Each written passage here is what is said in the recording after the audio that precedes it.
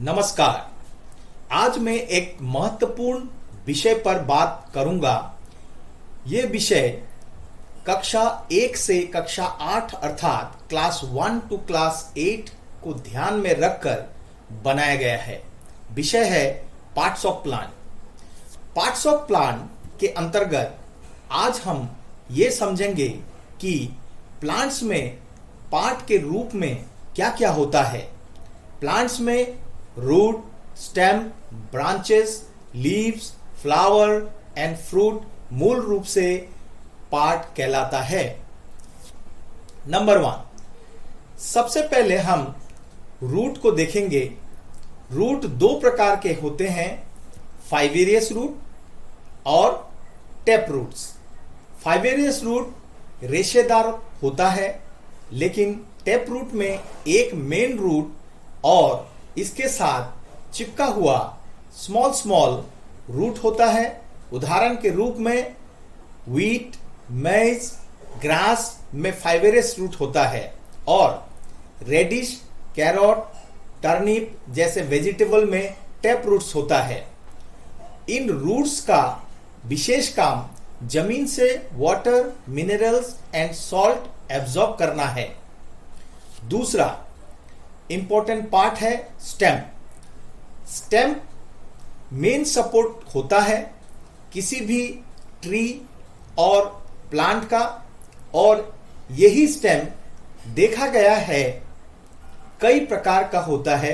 जैसे जब ये स्ट्रॉन्ग होता है उसे ट्री कहा जाता है, लेकिन श्रब्स और हर्ब्स में यही स्टेम थोड़ा वीक होता है, और क्लाइंबर जैसे मनी प्लांट में इस स्टेम को ऊपर चढ़ने के लिए सपोर्ट की आवश्यकता होती है।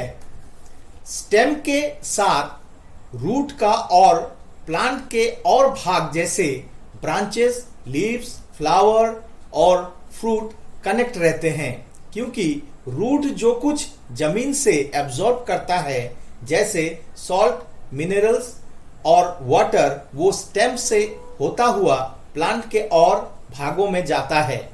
उदाहरण के रूप में मैंगो ट्री स्ट्रॉन्ग स्टेम वाला है, तुलसी प्लांट वीक स्टेम्प है, ग्रेप्स क्लाइंबर्स कहा जाता है, वाटरमेलन क्रीप्स कहलाता है। तीसरा इंपॉर्टेंट पार्ट है लीफ, जो ऑलमोस्ट ग्रीन कलर का होता है। इसका ग्रीन कलर इसमें पाए जाने वाला ग्रीन पिगमेंट जैसे क्लोरोफिल के कारण होता है। लीव्स कई साइज और शेप्स का होता है। लीव्स का पार्ट कुछ इस प्रकार है: पेटियोल, ब्लेड, बेन्स, मिडरीव्स। लीव्स में जो धब्बा जैसा दिखता है उसे क्लोरोप्लास्ट कहा जाता है, और गोल गोल पोर्स जैसे जो दिखता है उसे स्टोमाटा कहा जाता है। स्टोमाटा के द्वारा लीव्स ब्रीदिंग करते हैं। लीव्स को किचन या फूड फैक्ट्री ऑफ प्लांट भी कहा जाता है। ऐसा इसलिए कहा जाता है क्योंकि leaves in the presence of sunlight, water और कार्बन डाइऑक्साइड के मदद से प्लांट के लिए फूड प्रिपेयर करता है। इस दौरान अर्थात फूड बनाने के दौरान पेड़ पौधे एटमॉस्फेयर से कार्बन डाइऑक्साइड लेते हैं और ऑक्सीजन छोड़ते हैं।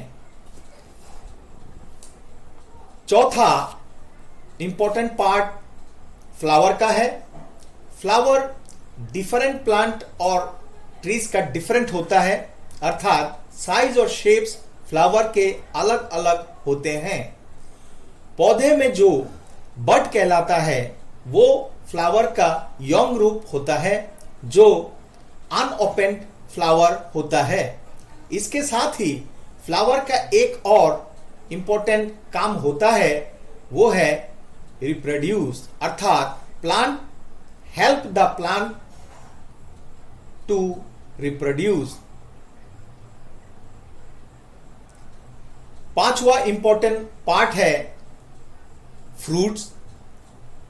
फ्रूट्स पेड़ पौधों में जो फ्लावर होता है वही बाद में फ्रूट्स बनता है। फ्रूट्स का एक इंपॉर्टेंट काम सीड को प्रोटेक्शन देना भी होता है। हम कह सकते हैं कि फ्रूट प्रोटेक्ट द सीड। छठा बहुत इंपॉर्टेंट भाग है सीड। सीड के लिए कहा जाता है कि a seed has a baby plant inside it which grows into a new plant. Example peas, wheat, corn. Seed mainly दो प्रकार के होते हैं। जैसे एक सीड छिलका उतारने पर उसका दो भाग दिखाई देता है, तो किसी किसी सीड को छिलका उतारने पर एक भाग दिखाई देता है। प्लांट के साथ एक इंपॉर्टेंट विषय जुड़ा रहता है, वो है जर्मिनेशन ऑफ सीड और फोटोसिंथेसिस ऑफ प्लांट। इन दोनों विषय को मैं डिटेल में बाद में लूंगा। आज सिर्फ इतना समझिए कि जर्मिनेशन नए प्लांट का अंकुर है, अर्थात germination is a process where a new plant grow out of seed in the presence of sunlight and water. On the other hand, photosynthesis is a process by which plants prepare their food in the presence of sunlight, carbon dioxide, water. यहाँ photosynthesis के लिए मैं कहूँगा कि photosynthesis केवल दिन में ही संभव है जब सनलाइट हो। इसको डिटेल में किसी और क्लास में लूंगा। आज के लिए धन्यवाद। जय हिंद।